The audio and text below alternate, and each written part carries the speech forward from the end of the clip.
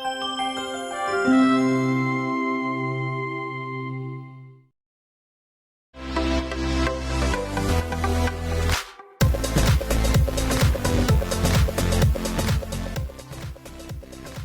welcome to The Girls. I'm one of your co-hosts, Deb Lissant, and my daughter, Janine.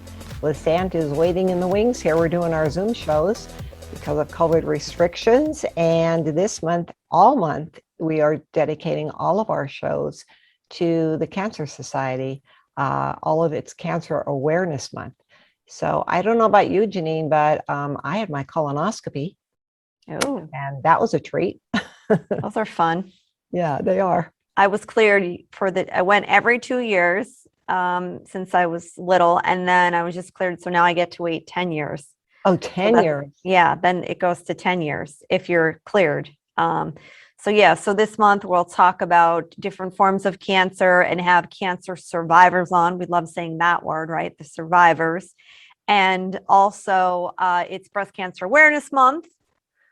And you and I both have gotten our mammograms. I had that little scare. It seems like yesterday, but it was probably about 7 years ago. It was right around when I turned 40 that I detected a lump on my breast. And you said, let's go get it checked. Don't wait. Some people are scared to go get lumps and bumps checked, but this is to draw awareness to if you see something on your body that is not familiar to you, that it's better to get it checked than to wait.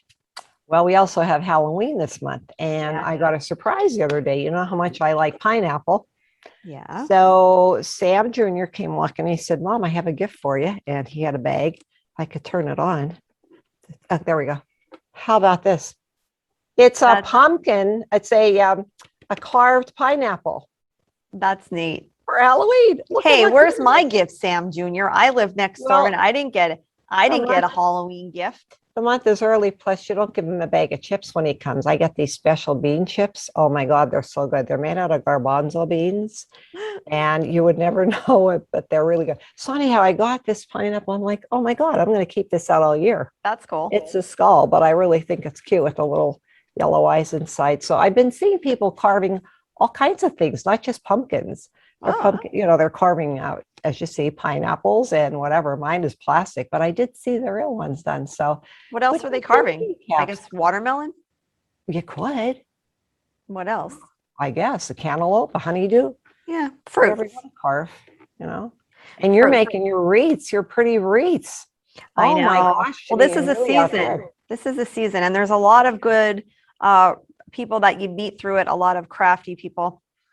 Making their own different kinds of wreaths. So it's fun to meet new people. And it is really just a hobby. But it is nice to see the wreath that you make for someone on their front door, or they send you a picture and makes you happy that they're happy. But I do have some friends who make different kinds of wreaths, either with greenery. I usually use fabric or tulle. But yeah, they're just fun. They're just fun. Yeah. Well, I had some fun putting some lights. I start to get my Christmas decoration lights on my trees because we sort of leave them up all year. But it's hard to do it in the winter. So Dad and I were out there. And of course, you stopped by with little Rosie. Aren't you guys getting bitten up at all? I said, no. Well, I guess they heard you or they came with you.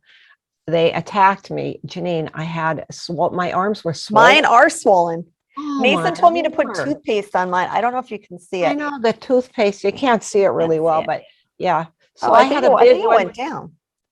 I had one right there, there. There's some remnants. I have them all over my arms, but right here, it bit me on my face. I'm thinking, oh, dear Lord, and we're going to do the show.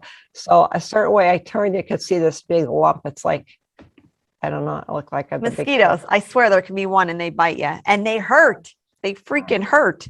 I don't know if they're mosquitoes or what they are. All I know is that they won't have to eat again after they got done with me because I was bitten everywhere. And they make you bleed and blood, like they drew blood. Yes. Well, Mason told me that he recently read, and he has all the fun facts. He told me when you get a mosquito bite to put toothpaste on it. Mm-hmm. So I did put the toothpaste on it, and then it swelled up. He's like, Mom, did your arm swell up from the toothpaste? I said, no, honey. Every time I get a mosquito bite, he goes, oh, because I would have felt bad that I told you to use toothpaste and then your arm swelled up. But no. So anyway, the greatness of being in northeastern Pennsylvania during the fall time. But it is getting beautiful here with the leaves changing. And again, we're talking about cancer awareness the entire month of October, specifically breast cancer awareness. We're honored to have the American Cancer Society on with us, and most importantly, a breast cancer survivor. So when we come right back, we'll bring our guests right on. You are watching The Girls here on SSP TV.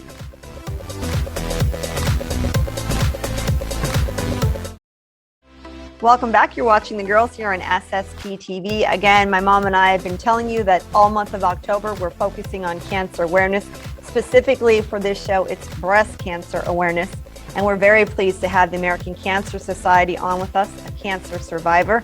And also we have the Regional American Cancer Society on with us as well. So we have Erin Moskal representing the American Cancer Society. Thank you, Erin. We also have Jane Doherty. She is the president of the Greater Hazleton American Cancer Society. And we have Joanne Yanuzzi, who's no stranger to the Greater Hazleton area. Joanne, thanks for joining us and sharing your story later in the show about how you are a breast cancer survivor. Thank you. Okay, well, first we're going to start with you, Erin. Being in the regional area, you get to see all of the incredible things that the American Cancer Society is doing. We at home get to see all the telethons and donating money and whatever, but tell us about the research that's being done. What strides have they made in the past years? Sure, I'd love to. The American Cancer Society, one of our primary focuses is focusing on research, and it goes way beyond our own backyard. So research that's being done, across the country really truly does impact all of us. And I think that that's some of the importance. The American Cancer Society is the #2 funder of cancer research, right behind the federal government. So when we look at cancer research funding, that's a big place to make great strides. More importantly, in recent years, the American Cancer Society has also seen the importance of women in research. And we also have a program called Research Hers that is helping to fund female researchers doing cancer-specific research, and much of that is also looking at breast cancer and other types of cancers that are primarily affecting females, not exclusively, but a lot of that research is making some great impact. And then out of all of the research that has been done over the years, the American Cancer Society has helped to fund over 47 Nobel Prize laureates, and tamoxifen is one of those drugs that came out of that, as well as some other great strides. I mean, even when we're talking about women and your importance about screening, the Pap test is also something that came out of that. So I think that that's something that truly does affect each one of us. And it's something that, although it may have been discovered somewhere else, the funding through the American Cancer Society helped to make that possible. I've been going for mammograms for many years, and I could see the difference in the first mammogram versus now, how much the machines have even progressed with all of the things that they're doing now with the 3D. So they're able to get a bigger picture, a better picture, a deeper picture, and we're able to detect cancer earlier, which makes it more treatable. Exactly. Erin, Definitely. with COVID, a lot has changed with our patterns, with our habits, some good, some bad. I would speak on my own behalf that I've gotten a little lax with making those appointments, with making the annual visits, including getting those screenings. So can you talk a little bit about how COVID has affected people taking care of their health, or at least scheduling the necessary annual appointments that they need? Sure. I would say that this is another area where the American Cancer Society has really been focusing our time and effort in helping our health partners to realize and see where they currently are with regards to screening rates.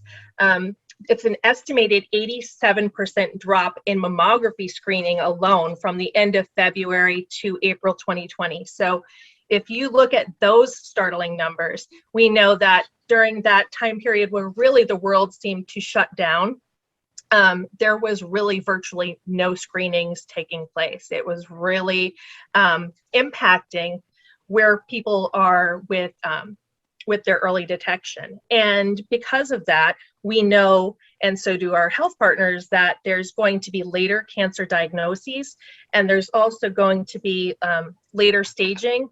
And oftentimes that means, you know, additional cost, additional recovery, and additional needs for these individuals affected by cancer. So we're really encouraging people, especially those that may be high-risk individuals who have canceled their mammogram or their MRI, to consider talking with their healthcare professional, making sure if they, you know, are more concerned with regards to COVID and reentry into a mammography site, to see if they have any flexible hours, to work with them to see if they have any additional modifications that they're making for high-risk individuals, because it's very important for people to make and keep those screenings, and for us to really start to get back to screening. And that's kind of, you know, the slogan that the American Cancer Society has been using recently.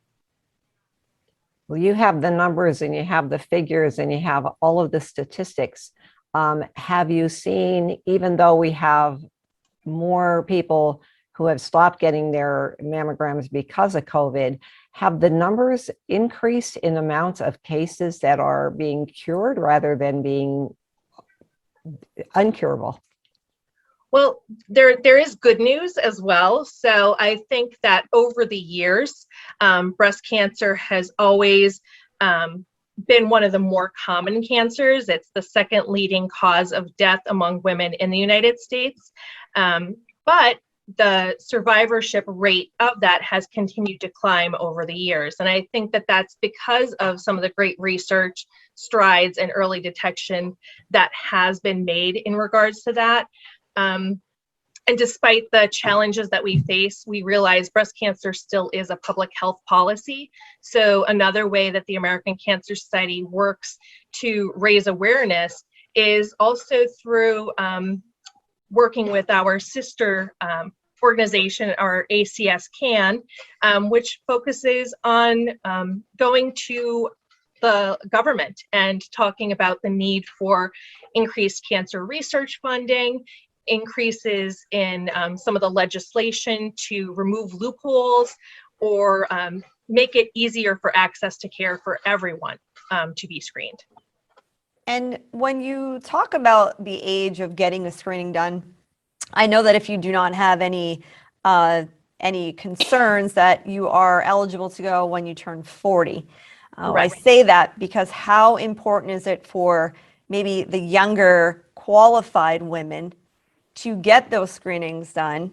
Again, I say this on my own behalf of being in my 40s, because sometimes you think that, you know, it can't happen or it's not going to happen until maybe you're older.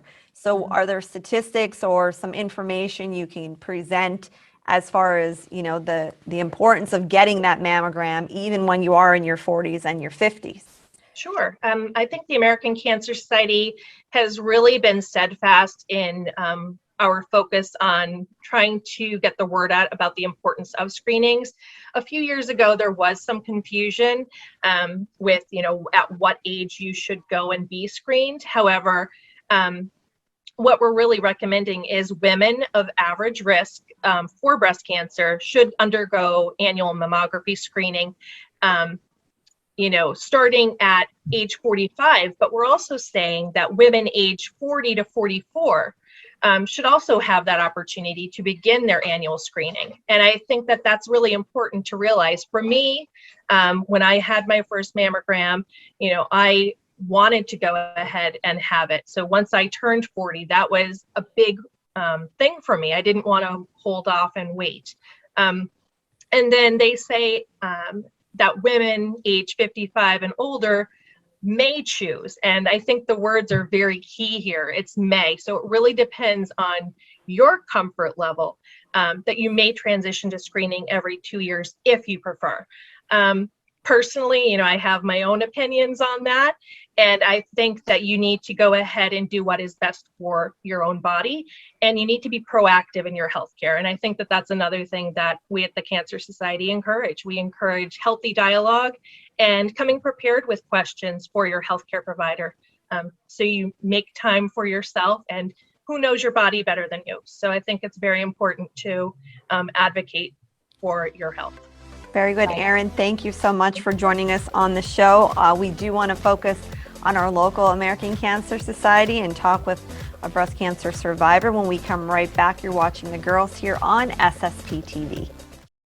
Welcome back, everyone. You're watching The Girls here on SSP TV. We are very happy to have the American Cancer Society on with us. We are talking about breast cancer awareness and what you should do to keep yourself healthy, safe. And right now we have Jane Doherty with us, president of the Greater Hazleton American Cancer Society.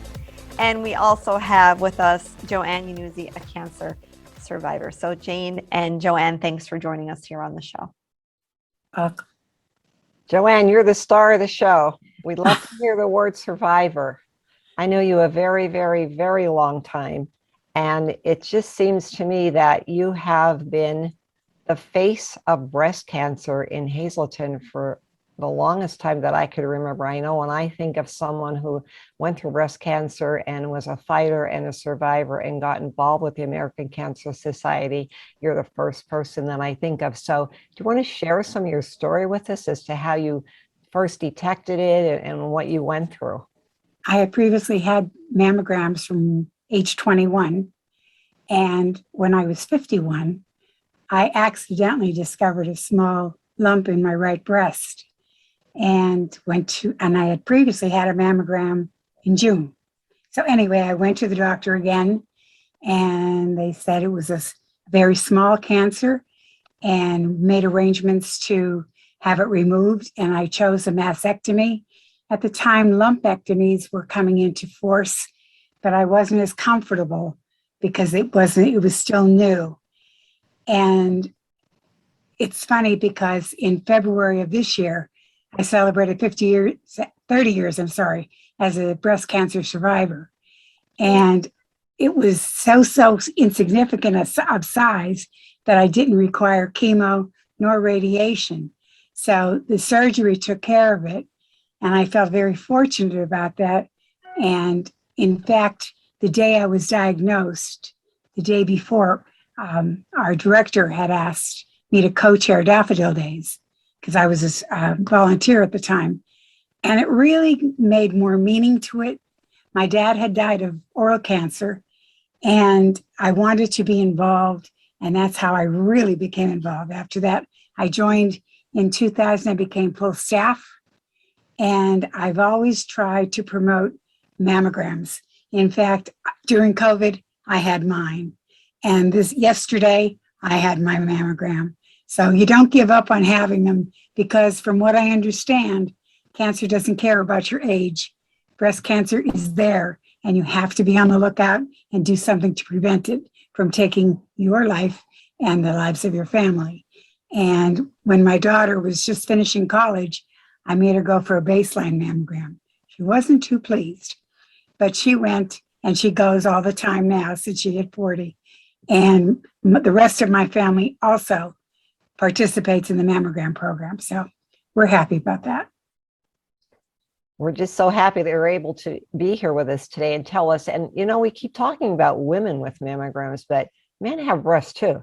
So they need to examine their breasts as well, because I know a few men who did find small lumps and did have breast cancer. So if it's in the family, they're finding too that it's more important that you make sure that you check like you did for your daughter to get that baseline mammogram so that they know if you have dense breasts, they're able to see if there's a change in it. But yes, the early detection is best. And you found yours on self-exam. Yes. And my mother had two sisters who died of breast cancer. My father had a sister who had breast cancer, but lived long past any time frame. So it was there. And I have three sisters and I was the only one with breast cancer. So I guess I took the hit for them and hopefully they don't have to ever experience it. Jane, you come into play with being the president of the Greater Hazleton American Cancer Society, and the American Cancer Society just so much for the Greater Hazleton area. Tell us a little bit about what the American Cancer Society does and why it's so important for people to support. Absolutely. I'm happy to be here celebrating Breast Cancer Awareness Month in October. Right. I have my pink shirt on. I love it. The American Cancer Society has long been involved in many projects. Erin told us a little bit about research. 49 Nobel Prize winners have been funded by the American Cancer Society. And of course, she mentioned that tamoxifen was one of the drugs that an ACS researcher discovered. So research is very important to us. That's why we raise money for research, but we also raise it for patient services. The American Cancer Society has a program called Road to Recovery. We have 20 volunteer drivers in the Hazleton area, and they are trained. They will take you to your medical appointments, whether they be local or out of town. They'll take you to Sloan Kettering in New York or to Fox Chase in Philly or across town here in Hazleton. Of course, COVID has made some changes and road is on pause right now for the safety of our drivers and our patients. We also are lucky enough to have a local resource center. It's housed in the Cancer Treatment Center at Hazleton, which is at 1701 East Broad Street. And under normal circumstances, we would have volunteers in that office 2 days a week, interacting with the patients and their caregivers and family members, and anyone else who needs the services of the American Cancer Society. And how do we do those things? Well, we raise money, of course. Our annual telethon will be coming up in November. We're having a bingo October 10th at St. Michael's Hall in Freeland. That's a big fundraiser for us. But we're not just all about money. We care so much about the patients, the survivors in the Greater Hazleton area. ACS also has a program where you can call a hotline 24/7. You can get to cancer.org 24/7. You can do live chat with that organization. And so if you're in the middle of the night and you've been diagnosed recently and you're suddenly awake in the middle of the night with questions, get online and chat with somebody who's been there, and they'll tell you what to expect. They'll calm your nerves, tell you about what's going on, tell you what to expect with your treatment. So I'm proud to be an ACS volunteer. I've been one for many years. Joanne's a good friend. She was a staff partner as well as a volunteer, and I know I can count on her always. We're so happy that she is a breast cancer survivor. And I welcome any questions or comments anytime, and I think most people know our phone number in Hazleton, but I'll say it anyway, 570-459-1212. Very good. And Joanne, I'm sure over the years, and Jane, you've met with wonderful people who've either survived cancer, battled cancer, them and their families. You become one family in its own with dealing with cancer. I don't know anyone who hasn't been affected by cancer in one way, shape, or form. That's true. And if I may reiterate what Jane was speaking about research, many years ago when I was on staff, I was at a staff conference and we were shown a video by a woman who was taking the drug Gleevec, of which the American Cancer Society provided seed money. And not long after that, our best friend needed Gleevec. And it made me feel so good that I was working to raise funds for research and helping someone that we loved. So I believe in research 100%. We may not have a research facility in Hazleton, but no matter where the drug is promoted and discovered, we are the beneficiary. Our community is a very tight-knit community. I applaud you and everyone who's involved with the American Cancer Society. I just recently lost well, not recently, it seems like yesterday when you do lose a loved one, but my mother died from cancer 15 years ago. And now through all the research, they do have something to treat the form of cancer that she had. So, you know, within 15 years, they were able to save some lives. In fact, on one of the shows this month, we do feature that survivor. So it's always nice to know that we are making great strides and that the funds and your work are not going without reward. Just saving one life is a reward enough. So again, thanks you both for coming on the show. We want to thank Erin Moskal from the Regional American Cancer Society as well, Jane Doherty from the Greater Hazleton American Cancer Society, and Joanne Yanuzzi, a cancer survivor. We hope that this show has educated our viewers, anyone watching at home or online, and that it helps you either make that decision to get your mammogram, your screening, or to also volunteer or donate to the American Cancer Society. So thank you both again for joining us today.